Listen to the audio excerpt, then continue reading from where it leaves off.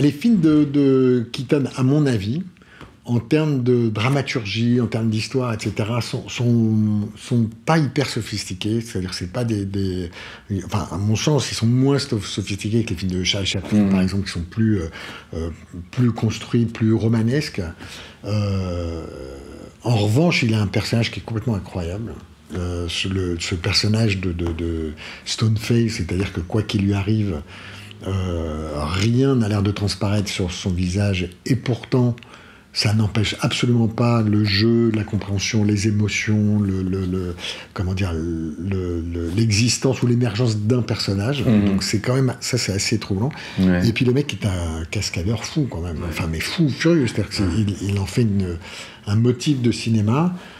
Et dans ce film, il y a des cascades, je pense que c'était plus incroyable. Enfin, c'est du niveau de Tom Cruise aujourd'hui. Ouais, ou de Jackie Chan, qui est une façade qui lui tombe dessus. Il est juste dans l'espace de la fenêtre. Et voilà, si cette cascade rate, il meurt.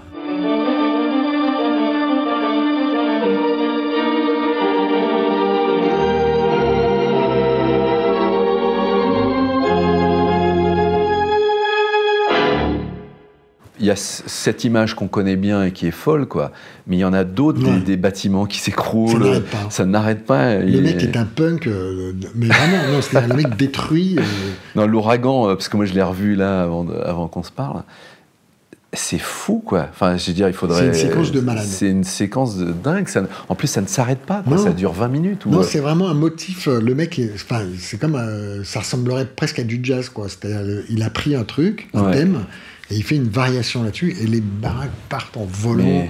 Les trucs, lui, il y a des images incroyables où il se met complètement comme ça, il doit être à 45 degrés. Avec le vent, là, qui lutte contre le vent. Là, il part, il est emmené par le vent, il se relève, etc.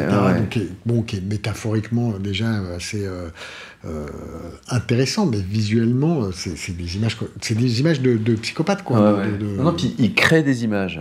Pour fabriquer de la chorégraphie, pour moi, c'est presque aussi fort que quand on voit des chorégraphies de Pina Bausch et des choses très sophistiquées comme ça, où il y a une mise en place de mouvements qui sont pas que comiques, c'est vraiment des images du monde, quoi. Et puis lui, il est ultra beau. Il a un truc fascinant, je trouve. Enfin, il est toxique, la manière dont il est beau. Et puis, il est hyper... Je trouve ce mec hyper touchant. Moi, j'étais fasciné par lui quand j'étais gamin. Donc, j'avais lu plein de trucs et tout. Et son histoire, elle est quand même incroyable. Parce que lui, il a commencé quand il avait 4 ans, en fait. C'est-à-dire que ses parents étaient forains. Enfin, ils faisaient un petit spectacle. Et un jour, il est tombé dans les escaliers. Et il s'est pas fait mal. Et donc Buster, ça veut dire c'est une gamelle Buster. Donc ses parents l'ont appelé Buster Keaton parce que il s'est relevé et il pleurait pas. Et en fait, c'est pas qu'il se faisait pas mal, c'est qu'il n'exprimait pas la douleur. La douleur ne se manifestait pas. Et donc son père a créé un numéro qui s'appelait La Serpillière humaine, où il prenait son gamin, il le jetait comme ça sur la scène, mais vraiment, enfin, il nettoyait la serpillière humaine, quoi. Et en fait, il s'est rendu compte, il avait donc 4-5 ans, que quand il faisait des grimaces et qu'il faisait le clown, le numéro était catastrophique, c'était hyper cruel, horrible, les gens rigolaient pas, et dès qu'il faisait rien, les gens étaient pétés de rire, parce qu'il y avait, du coup, il n'y avait pas de... C'est comme si la douleur était dissociée du corps du gamin. Donc les gens, gros succès. Et ce truc-là, il l'a trouvé quand il était petit enfant, quoi. C'est assez fascinant. C'est vrai ce que tu disais sur le côté impassible, parce que cette espèce de visage neutre, c'est un peu comme ce qu'on raconte de l'effet Kuleshov, tu sais, au montage. Ouais, tu sais, quand tu as quelqu'un qui n'a aucune expression, on le met avec une assiette, on a l'impression qu'il a faim, on le met avec un bébé qui pleure, on a l'impression qu'il est énervé par le bébé. Et là, il y a ça sur lui, c'est-à-dire que le monde qui explose, l'ouragan, son père parce que son père, il l'a pas vu depuis qu'il est né, quoi. Donc, hyper bien, son pendant père. 20 ans, il n'a pas vu son père. Il y a plein d'émotions qui passent sur ce côté impassible, le fait qu'il tombe amoureux de la fille, et on arrive à lire sur son visage plein de trucs, tomber amoureux, être déçu, être triste, alors qu'effectivement on a l'impression qu'il joue rien, et c'est une espèce de tour de force assez incroyable. Mais en fait, c'est vraiment un principe qui est qu'il te laisse la place, en fait. C'est-à-dire qu'il ne t'impose pas qu'il est malheureux, ou qu'il est triste, il t'impose rien du tout, en fait. Il reste comme ça, et toi, tu décides, si à sa place, tu serais triste ou malheureux ou un sentiment qui n'est que à toi, en fait, où il n'y a même pas de mots dessus. Et en fait, tu greffes ce que tu veux, mais t'as raison, c'est exactement l'effet Kuleshov, c'est exactement pareil. C'est-à-dire c'est la place laissée au spectateur. Enfin, je trouve ça hyper malin. Ouais. Ce qui se passe sur son gros plan est hyper intéressant, parce que complètement unique. C'est-à-dire personne n'a joué comme ça avant, personne ne jouera plus jamais comme ça, à part sur une séquence, un plan, un truc, un machin. Mais je veux dire, il n'y a plus d'acteur qui va tout faire comme ça. Et ce qui est donc complètement unique, hyper étrange, et ce qu'il fait de son corps, comment il le maltraite, c'est pareil, c'est complètement dingue. Là, il y a un truc sur une planche là entre les deux, avec les deux bateaux là. Ouais, avec l'autre bateau qui se barre et tout ça, comment il tombe, il tombe vraiment. Il parle beaucoup du côté loser, du côté inadapté au monde dans lequel il vit, et c'est ça qui est drôle au début. Et c'est vrai que la scène de l'ouragan, elle est intéressante parce que d'un coup, quand le monde devient aussi dingue que lui, finalement, il est en phase avec la dinguerie du monde, et que c'est comme s'il disait si le monde était dingue comme moi, je serais plus à l'aise avec le monde, quoi. Et c'est ça aussi que je trouve un peu punk, c'est qu'il y a une espèce de figure rebelle intérieure, quoi. C'est que il a besoin que les éléments soient déchaînés pour être en phase avec le monde extérieur, quoi.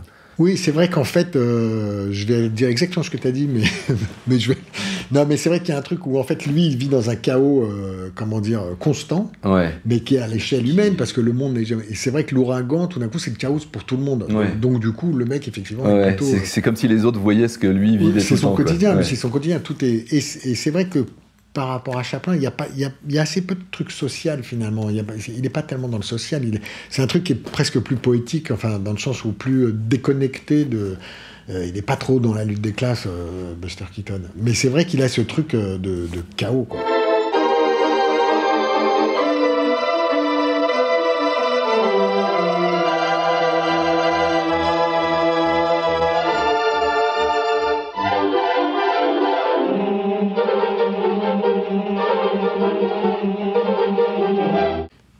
Il paraît donc que tous ces films avaient brûlé à un moment donné.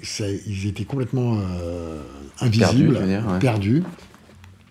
Et donc le mec est tombé complètement dans l'oubli, et dans l'alcoolisme. Et Chaplin l'a fait jouer dans Les Feux de la Rampe. Billy Wilder lui a donné un tout petit truc dans Sunset Boulevard, mais c'était vraiment pour le faire manger. C'est la figuration presque. Exactement. Et en fait. Donc, c'est l'histoire qu'on racontait. James Mason rachète une maison dans les années 50, et en fait, c'était la maison de l'ancienne maison soit d'une des sœurs Talmadge, soit de Buster Keaton lui-même. Et dans le sous-sol, il a redécouvert tous les films. Et donc, il est redevenu... et donc, on le retrouve effectivement après, dans les années 50, 60, dans plein d'émissions de télé, des trucs. Mais c'est un vieux monsieur. Il était passé par des choses assez compliquées donc, dans la vie, un peu alcoolique, etc. Mais c'est un destin... Est-ce que ça, c'est un truc qui t'a servi aussi pour The Artist ? C'est le destin de plein de mecs Alors moi, je me suis méfié des comiques.